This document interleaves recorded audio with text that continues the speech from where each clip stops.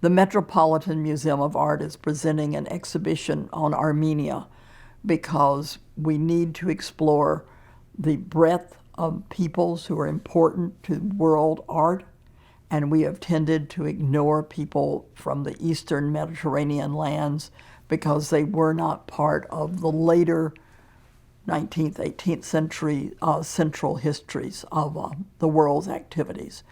Armenia is particularly significant because it is the first Christian nation. It develops a form of Christian art that is related to, but not fully part of, Western traditions. If you were looking at the Kingdom of Cilicia, they are very aware of Western traditions.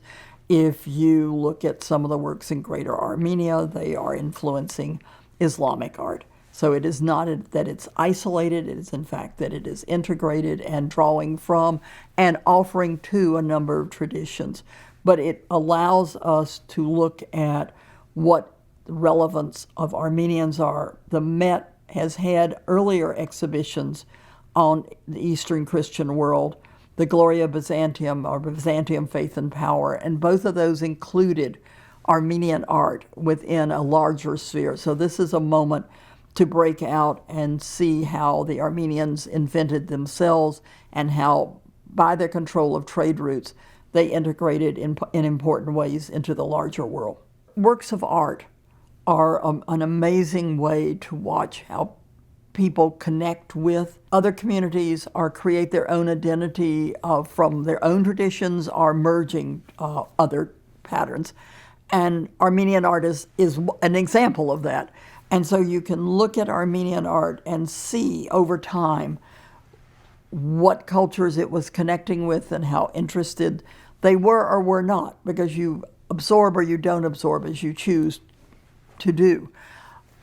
One of the places in the Republic of Armenia that offers an insight into this in the 11th, 12th, 13th centuries is the town of Devin, which was a capital of a much earlier Armenian dynasty, and there is a jewelry hoard that survives there that was found in the 50s. And when you look at that jewelry, which is largely gold, you see works that reach from Byzantium, Constantinople, south to Syria, maybe even a little south of there, east to Iran and Iraq. Some brought to there on the trade routes, and some perhaps made in Devin, emulating or varying those styles. And the same thing belongs to the ceramics that have been excavated there.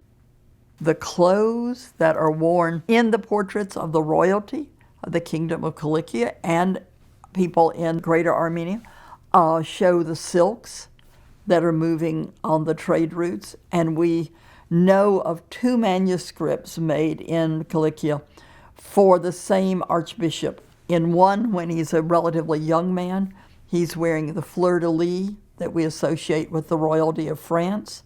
And then in his later one that was done in the 1280s, the year he died, his undergarment has this incredibly gorgeous Chinese dragon on it. And so that one man's 2 portraits in these 2 works show, in a way, the extent of your trade routes, from the French, so the far west in Europe, to the silks of China and Central Asia. To a certain extent, the last great flowering of that power is when the Armenians control the trade for the Persian dynasties. There are hangings for the Armenians in Etchmiadzin, which is the site for the center of the Armenian church, that were made in the 17th century in New Jaffa with styles that extend from books that were published in Western Europe to India's floral patterns and are brought together in an object that is made specifically for the Armenians. Any Western influences on not only Armenian art, but Persian art will have come through the Armenians because they control the trade goods that come into Persia. The movement of art always reflects what people are living in their own time.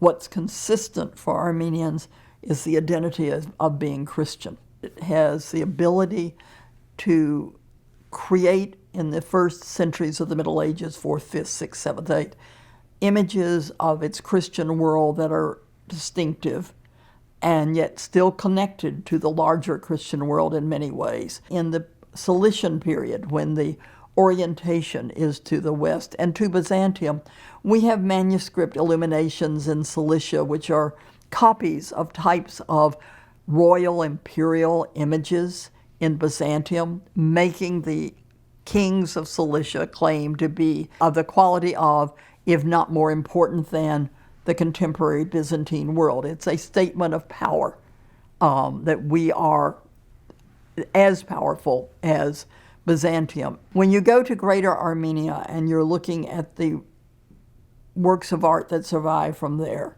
whether they're churches, funerary sculpture, reliquaries, liturgical objects, the clothing on people is more attuned to that of the Mongol world. It's also important, though, to realize that when the Armenians are absorbing these things, they are also offering images to the cultures they're interacting with.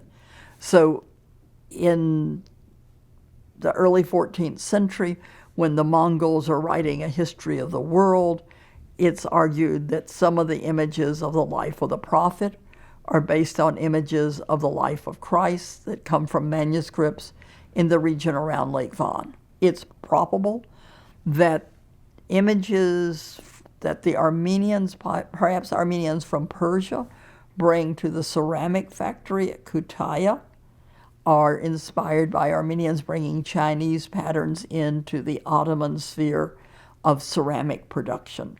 So what the Armenians offer to the larger world of Ottoman tiles is more connections with Chinese motifs that they are already using in their own ceramics. You find a series of these threads of connections. And then the wonderful one is that it's the Armenians who control the textiles of India, who start the chintz patterns that become the craze in Europe in the later Middle Ages in the 17th, 18th centuries. When we talk about the importance of Armenian on trade routes, one of the things that we don't think about, because it's a relatively intangible object, is the Armenian commitment to learning and its centers of learning.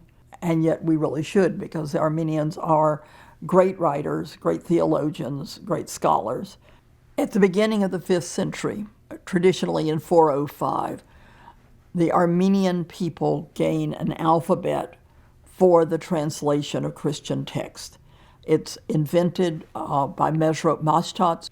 When it is created, it generates a great burst of translations of basic texts, the Gospels, the Bible, liturgical activities, and creates a whole sphere of writers who do histories and scholarship of various types, so that it remains till today a defining aspect of being an Armenian. We've traditionally studied cultures as entities which do not interact extensively, and scholarship now is moving to understand that all cultures interact with each other. And the Armenians are a particularly important exemplar of this, because Armenians controlled trade routes. They had the ability to adapt elements that they were interested in from other cultures, to ignore elements from other cultures, to influence other cultures.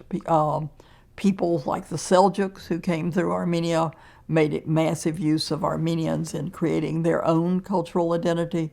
So we're only now having the rather exciting moment in the study of cultures to begin to see how they interact.